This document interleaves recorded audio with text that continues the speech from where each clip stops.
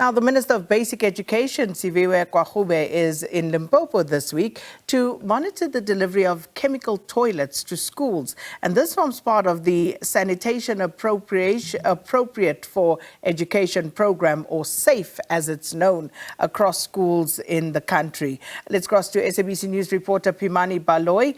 And Pimani, very rainy. And this is, of course, a very important aspect because Limpopo is the province where the late Michael Komane hailed from, and that was one of the stories that put this particular matter firmly in the spotlight, led to the norms and standards that were drafted for schools. So what has happened throughout the weekend? What can we expect today?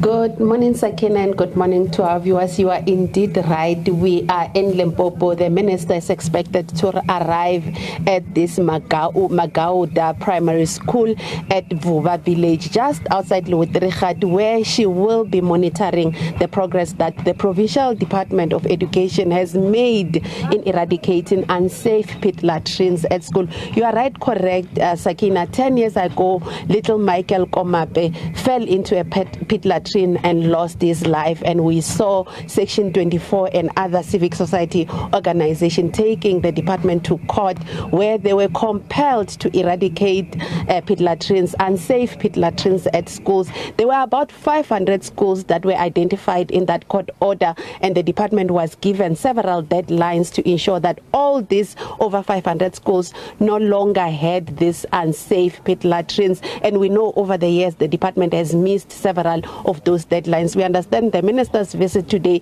is not just about that Michael Komane case, but it's about government's overall initiative to rid unsafe sanitation facilities of schools across the country. And we understand this will be the first school where the minister will visit. She will later visit a second school where she will address us on progress made in terms of their program to rid schools of unsafe latrines. But to speak more about this Limpopo-related cases, I'm going to bring in the MEC of Education here in the province, MEC Lerule Ramakanya. MEC, thank you so much for your time.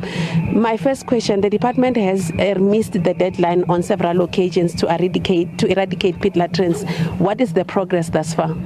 Thank you so much, and good morning to you and the viewers. I think we are looking at saying, yes, we have missed several deadlines, but there's so much progress on priority one, which is about eradicating unsafe pit latrines. As we speak, out of the 560 something, we are left with only 16. 8 schools are actually under construction, and 8 schools are under adjudication by the team. These 2 8s, is this the last 18 that we're talking about in the province in general? Yes, it is the last ones on the unsafe, on priority one. It is the last ones. So what we are planning to do is that they were moving together with priority two. You'll remember the priority one emphasized eradicating the unsafe pit latrines, but priority two was about addressing the inappropriate sanitation. So today, I think with the minister, we'll also be checking on that, on the progress, but that is where we are now. In terms of percentages for these 2 main priorities, where are we at, and what happens to priority 3? Because you have more than 4,000 schools in the province, and we know majority of this province is in rural areas where pit latrines are used at homes, but also at schools. Where are we with priority 3, and is there a percentage for priority 1 and 2? Yes, we are above 98% for priority 1, because that's why I'm saying we're only left with 8 schools that are in construction. But with priority 2, when we are still starting, we are actually above 40%. You'll remember that they were moving together.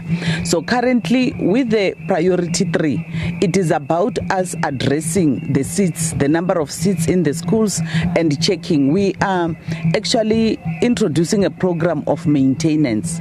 When we started our program of demolishing, we are also identifying the schools on priority 3 that we need to deal with maintenance, because these are some of the waterborne that will be found in places where there is water. As we wrap, MEC, what can we expect from the minister's visit today? I'm sure the province wants funds to help with this. What can we expect from the minister today, briefly? What we are expecting from the minister is to see our progress and the willingness that we have really moved. Infrastructure in Limpopo has changed the lives of our schools, have actually changed the life of our learners. So we are expecting the minister to understand and support me with money. Thank you so much. Sakina, as you can see out in the rain outside Limpopo, we're standing in front of one such a latrine that has been built as part of this program. But due to time, Sakina, we'll be crossing with the minister as the day progresses. But for now, I'll have to hand back to you in studio. So much, Pimani Baloyi, and SABC News will cover that story throughout the day. As you heard, 2 schools that the minister is expected to visit.